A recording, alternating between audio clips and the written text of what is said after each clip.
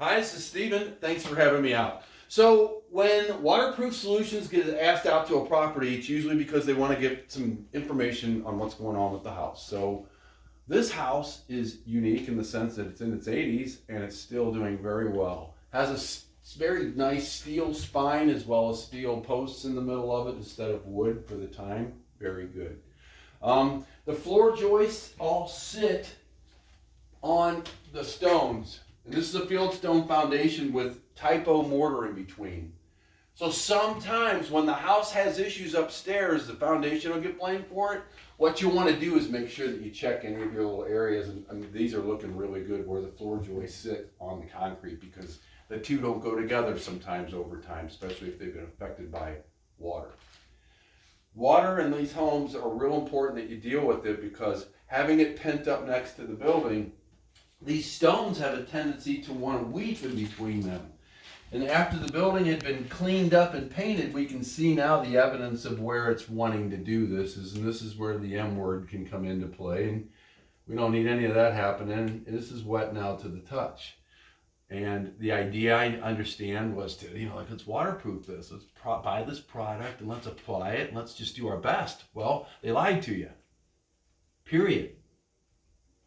Take me to court.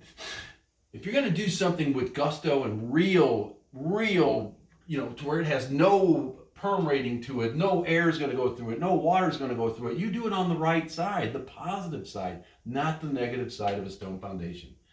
So as this mortar starts to occur, wire brush it, let it breathe. Typo cement can be mixed and put back in, and that will then heal when it dries. That's the whole point of not covering it, is letting it dry back up and heal. And that's how you can maintain a stone foundation really well. Now, we can see by the floor workings here, and some of the things that I see along the front, and there's a pit over here with a sump pump in it. I don't see any drain tile coming to it, though. That might be what's coming from up here.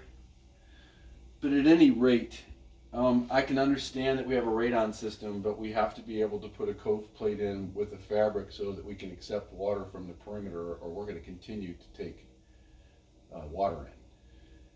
By having this fan working properly, you have got a very big place to be able to jump into the basin, and I am going to upgrade this basin.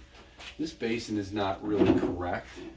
And I'm not trying to throw rocks, but this Pac-Man mouth type basement, that doesn't do us any good when it comes time to want to check the pump, and that thing's bone dry down there, and yet I have a wet basement that I'm coming to look at.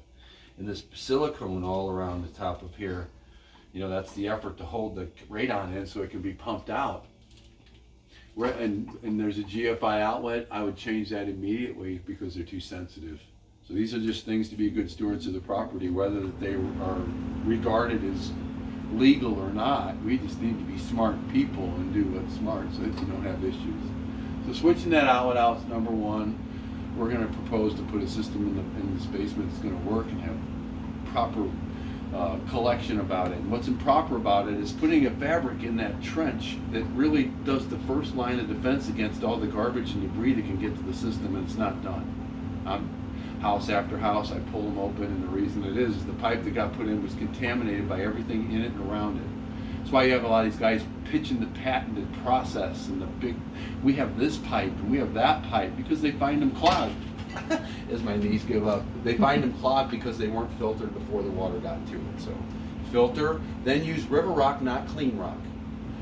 Clean rock means it's been rinsed. It's not clean enough. There's still minus on it, and that minus is what will migrate to the pipe and start to cause a breach. The water will come and it'll be restricted.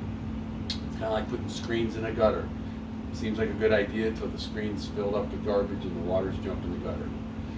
So, a lot of information going on here, but it's important that this river rock be used and not crushed rock, that they be cleaned before the water be put in. Whenever I see a pipe with a sock on it, that's the last place you want to be building a filter cake up.